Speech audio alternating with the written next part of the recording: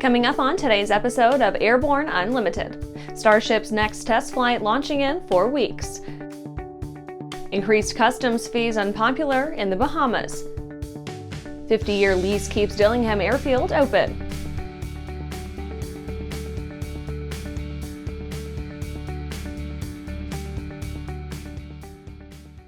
Welcome to Airborne Unlimited. I'm your host, Holland Lee. Let's get into today's stories. Starship's next test flight launching in 4 weeks. SpaceX's Starship will launch in 4 weeks, according to SpaceX founder and CEO Elon Musk. Musk, who also owns social media platform X, posted there July 5th saying, quote, "Flight 5 in 4 weeks." The approximate 2-month turnaround after its last flight on June 6th is faster than the previous launch interval for Starship. That's because Flight 4 went entirely according to plan, so there were fewer technical issues to resolve and no FAA mishap investigation or regulatory approval were required. So the limiting factor determining the timing of Flight 5 is fixing the remaining technical issues. Starship is a 2-stage vehicle consisting of the 235-foot-tall first-stage Super Heavy booster and the 165-foot-tall second-stage Starship. The upcoming flight will launch from SpaceX's Starbase near Brownsville, Texas, and will feature the first time Super Heavy is planned to execute a pinpoint landing back on its launch pad, assisted by the arms of the launch tower. Both stages are designed for reuse, so a return landing will be incorporated into a future flight. The previous 4 test flights have performed better on each successive flight. In the last test, the 2 sections separated on time and came down as planned, with splashdowns in the Indian Ocean and Super Heavy in the Gulf of Mexico. After the break, U.S. Coast Guard MH-60T crew saves injured woman. Well, hello, fellow pilot. I'm John King. And I'm Martha King. You know, we've all had our flying lives disrupted lately. Well, King Schools is here to help you stay up to date with courses that you can access on your desktop, iPad, or iPhone. If you'd like a refresher or just want to expand your aviation horizons, we have a course for you. So head over to kingschools.com/rusty today for details. Backcountry flying to us is our playground. For us, it's how we access the things we like to do. It's just our lifestyle. We exclusively use the Hartzell Voyager prop, and it's proved to be just a great combination for what we do. What it's doing, it's helping us all have better performing airplanes. Man, it feels a lot better clearing trees by 50 feet versus 20 feet. I don't ever see myself not flying. Over 30 years, the massive Sport Plane Resource Guide has provided expert, credible information, evaluations, and critical analysis of all that the sport aviation world has to offer. The all-new digital Sport Plane Resource Guide is coming with extensive multimedia features that are constantly updated, an even more comprehensive online guide to all things sport aviation. Available soon. www.sportplane.com. Welcome back. Now let's take a trip around the patch for some shorter stories. U.S. Coast Guard MH-60T crew saves injured woman. These Coast Guard helo crews are staying busy. A Coast Guard aircrew working with local emergency responders rescued an injured woman from Tortolos Beach in Culebra, Puerto Rico on Thursday. Rescued was a 35-year-old woman who became stranded at the beach after falling off the rocks and sustaining an ankle injury.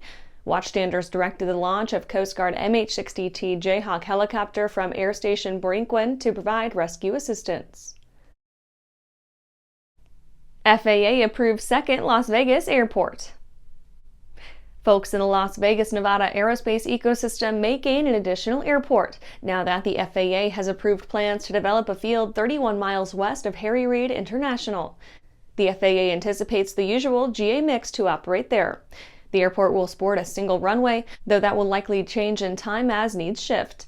Today, the project holds about $10 million in funding from investors, but they've said they need another $20 million in order to meet their first funding goal. CAF P19 Flies Again. The commemorative Air Force's Houston wing announced the completed restoration of their classic Fairchild PT-19, following a long 7-year stretch of restoring the aircraft. The Fairchild was given the full-service resto too, being stripped down to the bare airframe for a complete rebuild. Luckily, the Houston wing was able to use much of its wings and horizontal stabilizers since they required very minor repairs. The team added all new electrical and hoses as they went, adding a few ounces of cure to prevent a few pounds of headaches in the future. Diamond Aircraft makes banner deal with Turkish Airlines Flight Academy. Turkish Airlines Flight Academy has made one of the biggest Diamond aircraft hauls of the year, taking delivery of a pair of brand new DA-42-6s and placing an order for 13 aircraft more. The order includes half a dozen DA-40NGs, another 7 DA-42-6s, and a pair of convertible simulators. The DA-40, DA-42F, and PT-2 allows accurate, realistic simulation for students and instructors in either aircraft. All in all, the Turkish Airlines Flight Academy fleet now sports 26 Diamonds. Well, that's it for today's Trip Around the Patch. Let's get back to the rest of the news. Increased custom fees unpopular in the Bahamas. A new fee schedule under the Bahamas Customs Management Regulations 2024 popped eyeballs with manifold increases over previous fees, with inbound flights tripling in cost or worse. Given the Bahamas' interesting relationship with private aviation, those in the know bemoan a surprise turn that could put a real dent in the amount of GA traffic they get. Before, Bahamian Customs levied a $50 USD fee for inbound flights, with outbound costing nothing. Now, commercial aircraft with jet power have to pay a $50 inbound and $50 outbound fee. Worse, small four-seater aircraft now pay $75 each way for a $150 total for a round trip. Those with more than 4 seats see that one kicked up to $150 both ways, for a total of $300 just for stopping by. The Bahamas are a prime tourist destination for light planes looking for a fun, equatorial cross-country trip. One expert in the niche, the Bahama Out Island Promotion Board Director Carrie Fountain, said that Florida State alone provided 95,000 GA visitors to the islands in 2023. All in all, in fact, the Bahamas enjoyed 323,000 stopovers by private plane, thanks to the affordable flying and easy access. Now, he warns another round of fee increases will change the calculus for aircraft owners stateside. After these messages, 50-year lease keeps Dillingham Airfield open.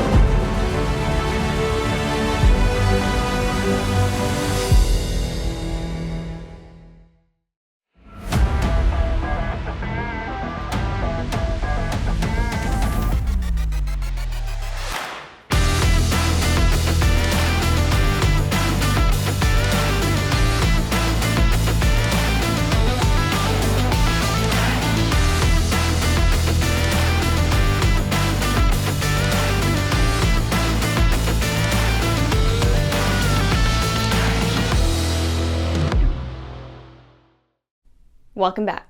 50-year lease keeps Dillingham Airfield open.